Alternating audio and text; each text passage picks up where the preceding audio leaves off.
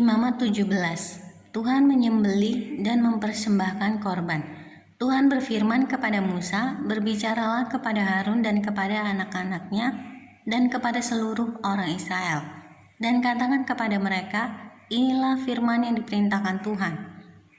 Setiap orang dari kaum Israel yang menyembelih lembu atau domba atau kambing di dalam perkemahan atau di luarnya, tetapi tidak membawanya ke pintu kemah pertemuan untuk dipersembahkan sebagai persembahan kepada Tuhan di depan kemah suci Tuhan, hal itu harus dihitungkan kepada orang itu sebagai hutang darah, karena ia telah menumpahkan darah, dan orang itu haruslah dilenyapkan dari tengah-tengah bangsanya."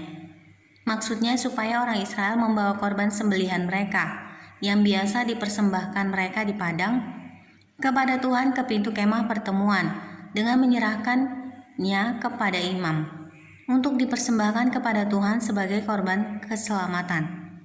Imam harus menyiramkan darahnya pada mezbah Tuhan di depan pintu kemah pertemuan dan membakar lemaknya menjadi bau yang menyenangkan bagi Tuhan. Janganlah mereka mempersembahkan lagi korban mereka kepada jin-jin, kepada jin-jin, sebab menyembah jin-jin itu adalah zina. Itulah yang harus menjadi ketetapan untuk selama-lamanya bagi mereka turun-temurun. Dan haruslah kau katakan kepada mereka, setiap orang dari kaum Israel atau dari orang asing yang tinggal di tengah-tengah mereka yang mempersembahkan korban bakaran atau korban sembelihan, tetapi tidak membawanya ke pintu kemah pertemuan supaya dipersembahkan kepada Tuhan, maka orang itu haruslah dilenyapkan dari antara orang-orang sebangsanya. Larangan tentang makan darah atau bangkai. Setiap orang dari bangsa Israel dan dari orang asing yang tinggal di tengah-tengah mereka yang makan darah apapun juga, aku sendiri akan menentang dia dan melenyapkan dia dari tengah-tengah bangsanya. Karena nyawa makhluk ada di dalam darahnya, dan aku telah memberikan darah itu kepadamu di atas mezbah untuk mengadakan pendamaian bagi nyawamu.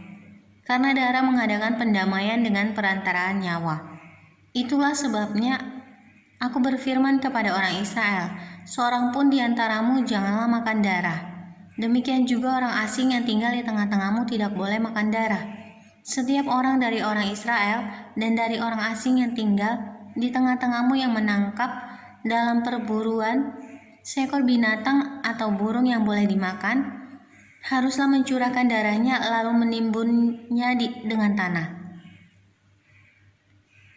Karena darah itulah nyawa segala makhluk.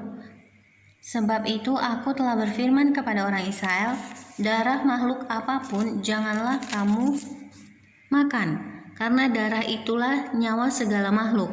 Setiap orang yang memakannya haruslah dilenyapkan, dan setiap orang yang makan bangkai atau sisa mangsa binatang buas, baik ia orang Israel asli maupun orang asing, haruslah mencuci pakaiannya, membasuh tubuhnya dengan air, dan ia menjadi najis sampai matahari terbenam, barulah ia menjadi tahir.